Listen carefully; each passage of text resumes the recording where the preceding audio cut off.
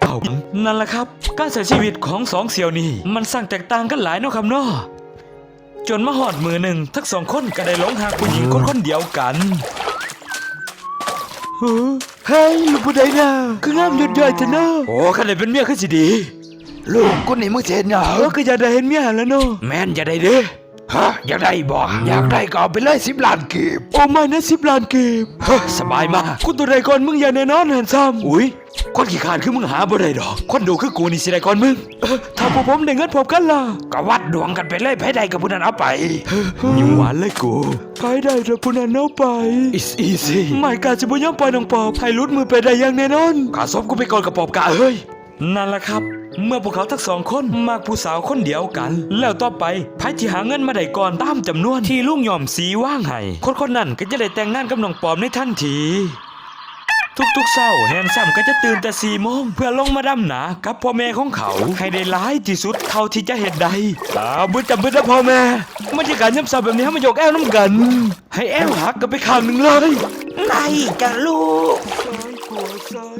ลุยติมกเพื่อนนี่มันดูมันอีหลีเว้ยแจ็คขั้วมิหลีเฮ็ดเวียกช่วยพ่อแม่ตั้งแต่เช้าก่อนไกลขันโอ้เคยจะได้มาดอกกับลูกสาวก็เด้เนาะโอ้ยพอจะว่าหยังดอกหันที่เหลื่อมคันว่าละสิหาว่าข่อยโม่ทุกมื้อนี่กูก็หมกเพืองนี่ก็ใส่หยังแล่นความไว้กูนี่ย่องแล้วย่องอีกย้อนภูมิใจในตัวลุงมากนั่นติดูมันนั่นนี่คันลูกสาวก็อยากได้ดิคิดค่าดอกเท่าไหร่โอ้ยก็10 ล้านพู้นแล้วของดีจังสินี่หาหยังยากไปได้ไปนี่ถือว่าโชคดีของดีมันก็แพงหน่อยนึงติไปกับลูกผสมกับเขาผู้ดูมันลูกเอ้ยอยากได้นะพ่อผู้แป้วกับปอบกาผู้ขี้คานนอตึงสวยผู้ดีกว่าค่าดองมันจะสิบ่แพงโอ้ข้าสักว่าอยู่เป็นโสดดีกว่าดอกอีพ่อมึงอย่าสิเว้าหลายกูบอกว่ากูกำลังเว้าก่อนราคาเขาอยู่นี่จิตศาสตร์บ่พ่อจิตศาสตร์เหรอวะอย่าเว้าหลายเทื่อหน้านะคันเว้าหลายสิบ่ได้ผัวเด้เทื่อหน้าสิบ่เว้าแล้วพ่อไปกับกระป๋อมกานอนล่าความผันล่าจนตะเว้นเพ่นกับบ่ตื่นเฮ้ยน้องปอบใจเย็นอย่าเผารีบร้างเดี๋ยวพ่อเจ้าสิได้ยินกระป๋อมกาเอ้ยกระป๋อมกาลูกทำไมมึงสินอนเอาเหรียญทองไปผากพ่อมึงบ่ฮอด11 โมงเฮ้ยไปเอิ้นว่ามากระป๋อมกามึงลุกละบ่โอ้ยคนกำลังนอนพันนี่ก็เอิ้นเอาแถวว่าเนาะแล้วมึงสินอนเอาหยังโดดปานนี่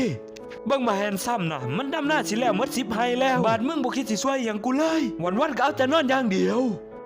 อีพ่อบูดอกว่าผมกำลังใส่จินตนาการคนสิล่ำสิรวยเขาใส่จินตนาการเขาบ่ได้ใส่แห้งหลายขึ้นมังแฮนซัมหรอกพ่อโอ้ยจินตนาการขี้แขวเมื่อหันติได้แต่ว่าบ่เคยเห็นหยังสำเร็จจักอย่างคนสิสำเร็จในหน้าที่การงานเนี่ยมันใส่จินตนาการอย่างเดียวมันบ่พอดอกเว้ยเฮ้ยจะแม่นอุกใจนำมันกระปอบกาได้หรอเอาเป็นจังได๋ขี้เกียจหาวคือจมแบบอยู่คนเดียว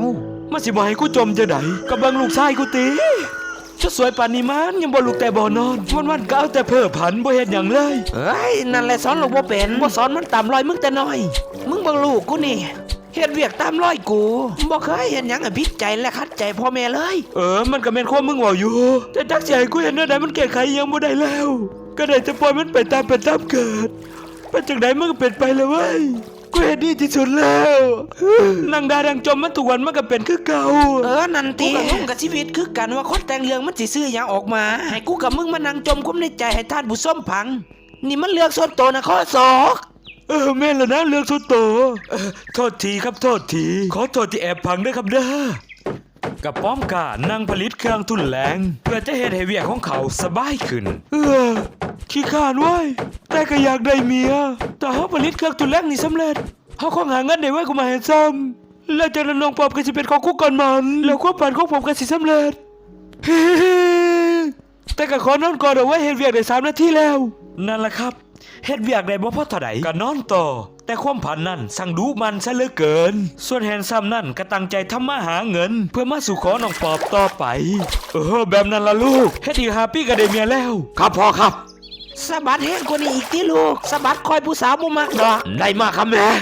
นั่นแหละครับแฮนซัมทำงานหาเงินแบบนี้ทุกๆวันจนในที่สุด5 ปีผ่านไปแฮนซัมก็มีเงินครบตามจำนวนพร้อมที่จะไปขอน้องปอบได้แล้วโหมื้อนี้ลูกกูมันสิเอาเมียมาอยู่เฮือนแล้วเว้ยลูกกูสิได้เมียแล้วนั่นแหละครับพ่อแม่ย้อนเฮ็ดเวียกตามที่พ่อแม่สั่งสอนแฮนซัมจึงมีมือนี้แฮนซัมขอบใจพ่อแม่มากที่ช่วยให้แฮนซัมมาถึงจุดนี้บ่เป็นหยังดอกลูกซ้ำนี่พ่อแม่ก็ภูมิใจในตัวลูกมากไปเถอะลูกไปแต่งเมียได้ครับ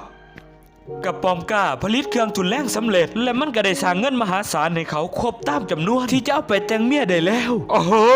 กระป๋อมกล้าลูกพ่อบ่คิดเลยว่าลูกสิเฮ็ดได้ผมก็บ่คิดคือกันแต่ผมก็ได้บอกพ่อแล้วว่าอย่าตัดสินผมไว้เกินไปและนี่คือเครื่องดำหน้าที่ใส่เวลาหน่อยจะได้มากผลหลายทุนแห้งทุนเวลาเหมาะสำหรับคนขี้ขลาดคือกระป๋อมกล้า ไม่แล้วลูกทั้งที่ใส่เวลาเห็ดโดนแต่มันก็คุ้มเมื่อได้รับผล ไปเถอะลูกไปเถอะไปเห็นความฝันของลูกให้เป็นจริงซะได้ครับพ่อผมที่ไปนะบัดเดี๋ยวนี้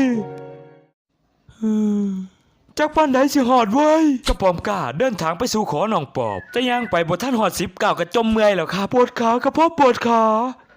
ย่างมา10 เมตรเลยยังบ่หอดเอากระป๋อมกล้ามึงสิไปใส่นี่เฮ้ยทำได้ก็ไปหาหนองปอบแล้วเนาะฮะอย่าบอกนะว่ามึงมีเงินครบตามจำนวนแล้วมึงก็ต้องใส่ให้แล้วเนาะแล้วมึงเฮ็ดได้แนวไหนเนี่ยมึงนอนตะเว้นเพ่นกับบ่ตื่นเวียกกับบ่เฮ็ดมันเป็นไปบ่ได้ที่มึงจะมีเงินพร้อมกับกูเฮ้ยแฮนซัมหูบ่ว่าทั้งกูสิขี้คร้านแต่เครื่องตุนแห้งที่กูสร้างขึ้นน่ะมันมึงเฮ็ดเวียกไป10 เท่าเพราะฉะนั้นทั้งกูสินอนดูทั้งกูสิเฮ็ดเวียกซ่ากูก็สามารถเฮ็ดผลลัพธ์ได้พอๆกับมึงแต่ทางกลับกันถ้ากูเฮ็ดซ้ำเดียวกับมึงกูจะหาเงินได้ไว้กูมึงไป10 เท่าเฮ้ยยามเกียรติว่ะกูบ่อยากเชื่อเลยว่ะกูสิแห้งทุกเช้าลงน้ำหนาทุกวันผลลัพธ์สิเทียบเท่ากับมึงมันบ่แพ้ว่ะแต่เดี๋ยวก่อนนะถ้ามีเงินพร้อมกันจักสิน้องปอบสิเลือกไผล่ะแล้วมึงมานั่งเฮ็ดหยังอยู่ดิปวดขาอุ้มกูไปเนตี้เฮ้ยถ้ามันเป็นแบบนี้คนที่ไปหอนก่อนก็จะได้แต่งก่อนอย่างแน่นอนแล้วไผสิยอมล่ะก็ไปก่อนที่น้องเอาไปแล้วถ้ากูแน่นั่นแหละครับเมื่อหาเงินได้พร้อมกันแล้วคำถามก็คือไผล่ะจะได้แต่งงานกับน้องปอบพ่อเฒ่าครับขอในลูกพ่อเฒ่าคำนี้เงิน10 ล้านเฮ้ยผมมาก่อนตัวเฮ้ยกูต่างหากมาก่อนกูต่างหากล่ะแล้วมึงสิเอาแนวไหนเอาเก่าตี้เจอใดเด้อเจอใดได้จะไทยมัดยางยืดฟักยูหยุดนี่พวกตัวพักกันมาเห็นหยัง เอาพ่อเฒ่าคือทำไปเปื่อยๆกับมาขอน้องปอมให้แล้วเนาะพ่อเฒ่าเคยลืมสัญญาเลยบ่ว่าไปที่มีเงิน10 ล้านกีบก็จะได้แต่งงานกับน้องปอมอย่าบอกนะว่าพ่อเฒ่าสิเบี้ยแบบนี้มันบ่ได้เด้อกูเผาเฮือนมึงถิ่มแน่นอนจูนแม่งถิ่มเลย ไอ้มึงกับพังกูเอาในตี บ่พังดอกกูสิจูนเฮือนมึงถิ่มเขาบ่ได้ลูกสาวกูเอาผัวตั้งแต่2 ปีแรกที่กูบอกกล่าวเรื่องนี้กับมึงแล้ว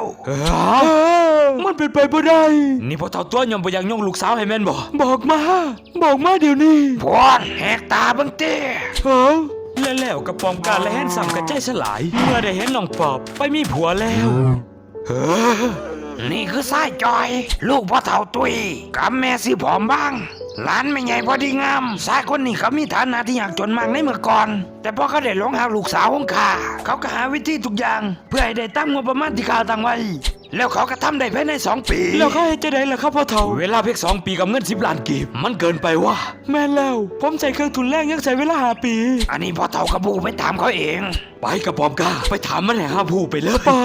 กระป๋อมกาและแฮนซัมเกิดความสงสัยว่าจอยหาเงิน10 ล้านกีบภายใน2 ปีได้แนวใดทั้งที่พวกเขาก็มีต้นทุนซ้ำกันแต่ได้ผลลัพธ์บ่เท่ากันและจอยจะได้ให้คำตอบกับพวกเขาไปว่าจัก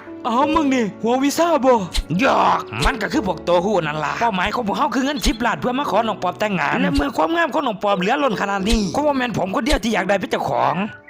และเมื่อเป็นแนวนั้นสิ่งที่ผมต้องตั้งปัญหาคือกับตัวเองนั่นก็คือแล้วไผล่ะสิได้นั่งก่อนและผมจะได้คำตอบว่าคนที่ไว้ที่สุดเท่านั้นจึงจะได้มาแล้วเฮ็ดจังไดล่ะจึงจะไว้ที่สุดผมก็เลยศึกษาพฤติกรรมคู่แข่งทั้ง2 คนแล้วจึงได้คำตอบว่าทั้ง2 คนนั้นมีจุดอ่อนจุดแข็งคนละแบบ